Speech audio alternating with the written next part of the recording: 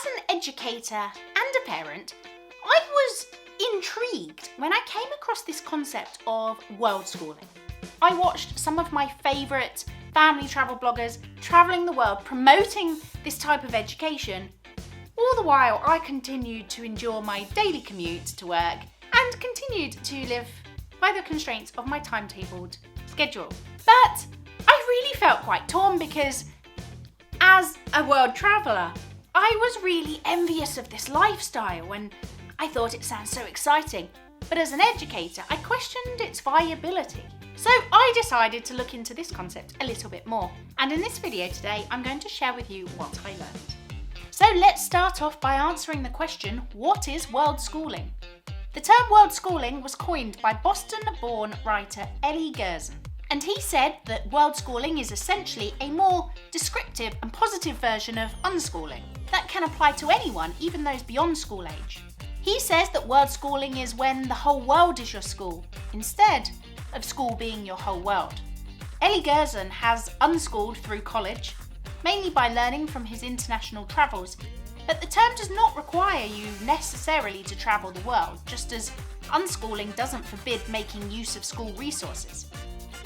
Instead, it's when one actively experiences and learns from the world around them. The home, family, friends, strangers of all backgrounds, libraries, parks, sports, forests, schools, towns, and of course the World Wide Web. It also emphasises that there is always more to learn from this wonderful, complex world, regardless of whether one has a high school degree, is a doctor, or is solely self-educated. Essentially, worldschooling is about letting your children learn through immersion. It means to educate them through experiencing new cultures, new places, different traditions, and so on. So what is the difference then between worldschooling and homeschooling? Is worldschooling different to homeschooling? Well, to answer this question, we first need to look at what homeschooling is. With over 2 million children homeschooled in the US alone, it's a popular method of educating the younger generation, that's for sure. Generally, homeschooling relates to an academic education. However, with different educational philosophies to choose from, parents are able to stray from the typical textbooks and standardised testing. They can pick and choose from different methods of teaching to best fit the individual's needs, something that can so often be overlooked in a school environment for obvious reasons. The laws and requirements for homeschooling differ around the world. Using the UK as an example, where there are around 100,000 children who are homeschooled, parents must ensure their children receive a full-time education from the age of 5. However, this doesn't necessarily need to follow the national curriculum. The local council are able to make informal inquiries as to whether the child is receiving this full-time education, and if they are dissatisfied, they may order the child to attend school. There is actually no legislation in terms of home education, but Section 7 of the Education Act 1996 does say this: the parent of every child of compulsory school age shall cause him to receive efficient full-time education suitable to his age, ability and aptitude, and to any special educational needs he may have, either by regular attendance at school or otherwise. According to UK guidance, parents or carers who are homeschooling their child do not have to do any of the following by law. They don't have to acquire specific qualifications, have premises equipped to any specific standard, aim for the child to acquire any specific qualifications, teach the national curriculum, provide a broad and balanced curriculum, make detailed lesson plans, give formal lessons, mark work that the child does, formally assess progress or set developmental objectives, reproduce school-type peer group socialisation, match school-based age-specific standards. Okay, so that's some of the rules about homeschooling. So is it the same as worldschooling? Well, the two do interlink. Due to the guidance and laws surrounding homeschooling, parents are also able to engage in worldschooling.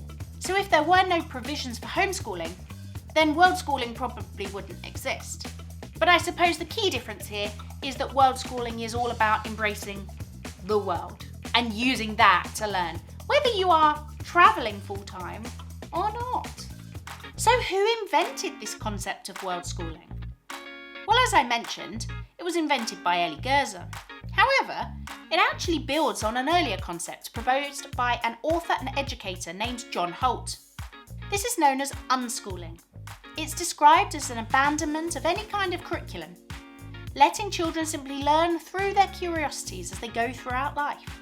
Holt believed that children did not need to be forced into learning and that they would do so naturally by following their own interests and having access to a rich assortment of resources. Unschooling is actually legal. This may be partly due to a lack of knowledge around it, because home education does not have to follow the national curriculum and so on, meaning that there is little room for scrutiny. It is entirely subjective whether a child is receiving an efficient full-time education or not.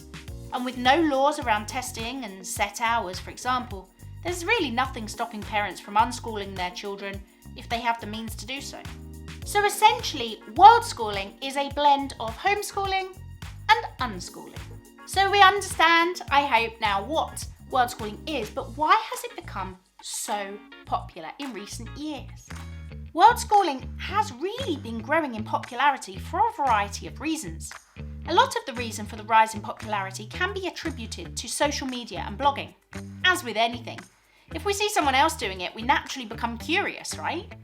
If it weren't for the people who write about worldschooling and share their own journey, a lot of people wouldn't even know about it. So the more the concept is shared, the more that people look into it and perhaps choose to try it themselves. People are also constantly realising that they don't have to fit in that box anymore. While there are, of course, laws in place to protect humanity, there is no need to go along with the status quo and live the nuclear 9-to-5 lifestyle that we have perhaps all become accustomed to. This means that people are always looking for ways they can improve their life, and for those who love to travel, worldschooling is a pretty obvious choice.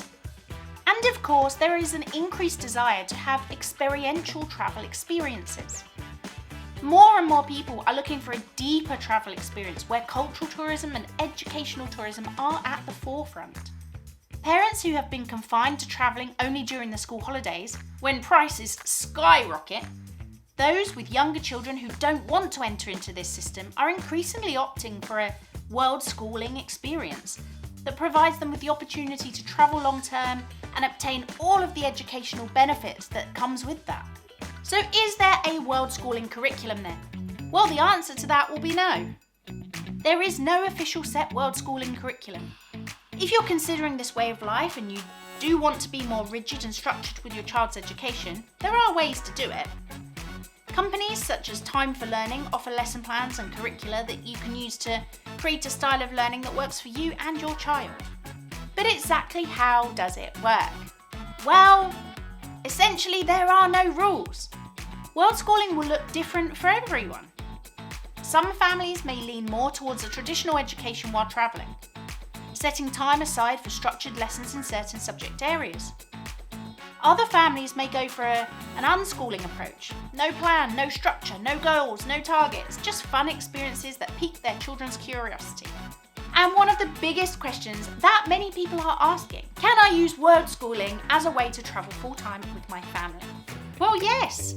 This is why many people are choosing worldschooling as an option, because they want to travel full-time. There is an argument to say that if you're not travelling full-time, or near enough, then aren't you just homeschooling? Certainly a grey area. So I come from an academic background, so naturally I want to know what are the good things, what are the bad things about this, and how can we best manage it. So let's dig deeper. There are many benefits to worldschooling. Children can learn a new language by immersing themselves in it almost entirely. For example, by living in Spain for a while, a child could learn Spanish easier than they could at school without having to typically study. It's easier to empathise with historical events when hearing about them in a place where they actually happened. For example, many people better understand the Holocaust whilst learning about it at Auschwitz than they do from a history book. Worldschooling allows for an increase in family time and family bonding. And children can build their confidence through partaking in a variety of activities that they might not get to be involved in otherwise. And meeting people from a wide variety of backgrounds too. Worldschoolers may find it easier to discover their passions due to having experience of so much of the world.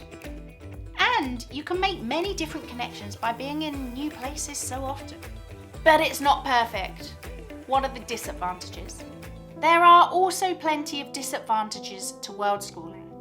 Of course, most children will not follow a set curriculum, so they may miss out on becoming adept at things like maths and English.